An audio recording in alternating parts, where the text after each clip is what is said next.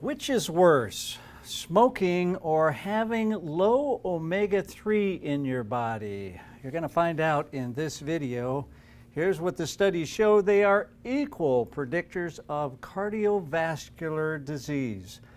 A new paper published in the American Journal of Clinical Nutrition showed that low omega-3 in your body is just as powerful a predictor of early death as smoking.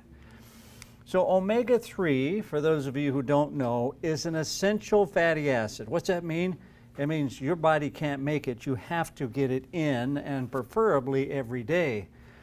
The omega-3 index, it's a test that shows you how much is inside your red blood cells, which is a very good representation of how much is in all of your cells.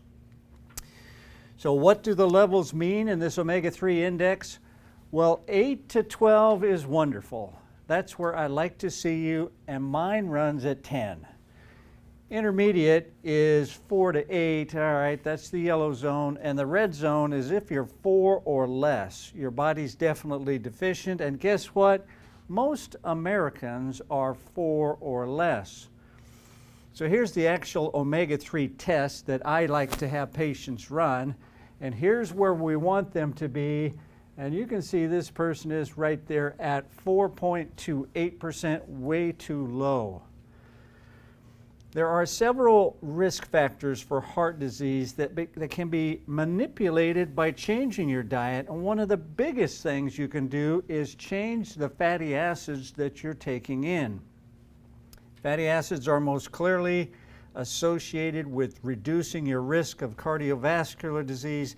And the ones that are the most powerful are the omega EPA and DHA family. So if you're going to take an omega-3 supplement, you want to have both of those things in it. There was a study done in 2018 where they had 2,500 participants that they followed for over 7 years, and they looked at their red blood cell omega-3, the EPA and DHA content. They did the test that I mentioned, and they found that there was a significant association between your omega-3 levels and cardiovascular disease, but also all causes of death. Individuals with the highest omega-3 were 33% less likely to die from cardiovascular disease than those who had the lowest. So you want to be high. And this isn't the only study. There are lots of studies that show the same thing. And if we look at the country of Japan, would you think they'd have a good omega-3 index or a bad one? What do you think? Good. All right, my class says good. And in Japan, it is 8 or greater for the average. In America, it is 4 or less for the average. And guess what? They live 5 years longer than we do. Smokers versus low omega-3. Being a current smoker at age 65 is predicted to subtract more than 4 years from your life.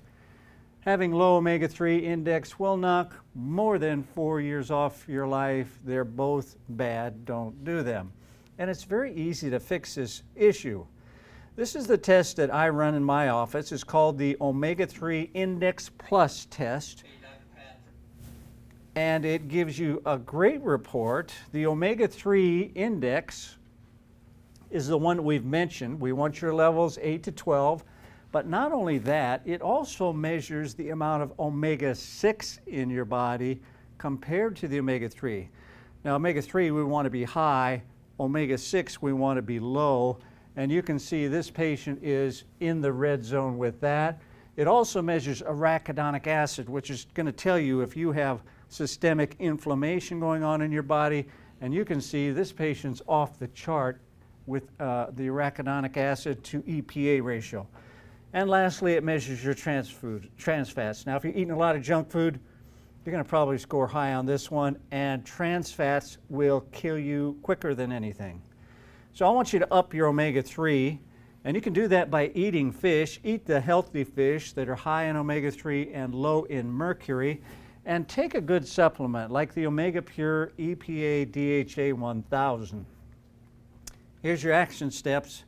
I want you to test your omega-3. It is a great test and it's not expensive. I want you to eat healthy fish, take omega-3 supplements to get your levels up to normal. And if you like this video, please hit the like and subscribe button. Thank you.